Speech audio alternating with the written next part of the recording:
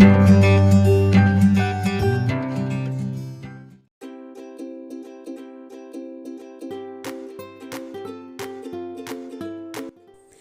Dears, welcome back.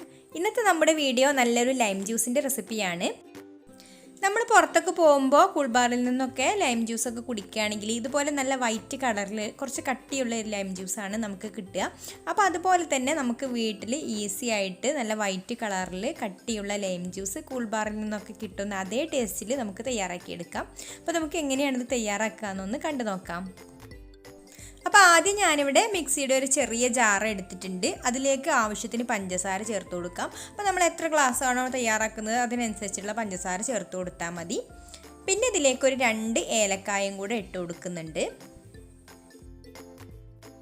ഇനി ഇതിലേക്കൊരു 5-6 അണ്ടിപ്പരിപ്പും കൂടെ ഇട്ട് കൊടുക്കാം.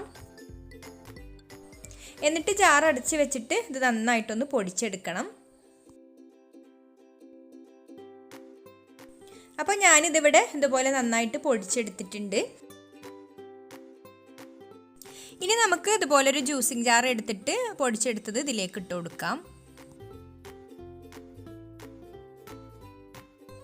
എന്നിട്ട് നമുക്കിതിലേക്ക് ഇതുപോലെ മുറിച്ചെടുത്തിട്ടുള്ള തൊലിയോട് കൂടി മുറിച്ചെടുത്തിട്ടുള്ള നാരങ്ങ ഇട്ട് കൊടുക്കാം. അപ്പോൾ ഞാനിവിടെ ഒരു വലിയ നാരങ്ങയാണ് എടുത്തിട്ടുള്ളത്. അപ്പോൾ ചെറുതൊക്കെ ആണെങ്കിൽ ഒരു 2 എണ്ണമൊക്കെ എടുക്കേണ്ടി വരും കേട്ടോ. അപ്പോൾ തൊലിയോട് കൂടി തന്നെ ചേർത്ത് കൊടുക്കുക. നല്ല ഫ്രഷ് ആയിട്ടുള്ള നാരങ്ങ എടുക്കണം. അതുപോലെ വാടിയ നാരങ്ങ എടുക്കരുത്, നല്ല ഫ്രഷ് ആയിട്ടുള്ള നാരങ്ങ എടുക്കുക.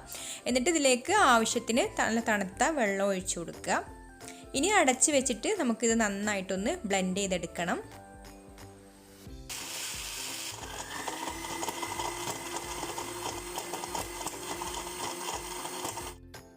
ഇനി ഈ ജ്യൂസ് നമുക്ക് ഇതുപോലെ ഒരു അരിപ്പയിലേക്ക് ഒഴിച്ചു കൊടുത്ത് അരിച്ചെടുക്കാം.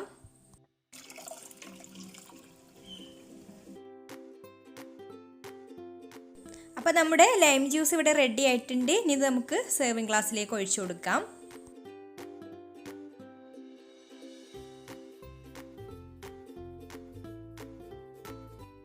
അപ്പോൾ നിങ്ങൾക്ക് ഈ ഒരു വീഡിയോ ഇഷ്ടമായിട്ടുണ്ടാവുമെന്ന് വിചാരിക്കുന്നു. ഇഷ്ടമായിട്ടുണ്ടെങ്കിൽ ഒന്ന് ലൈക്ക് ചെയ്യാനും അതുപോലെ ഷെയർ ചെയ്യാനും മറക്കരുതേ.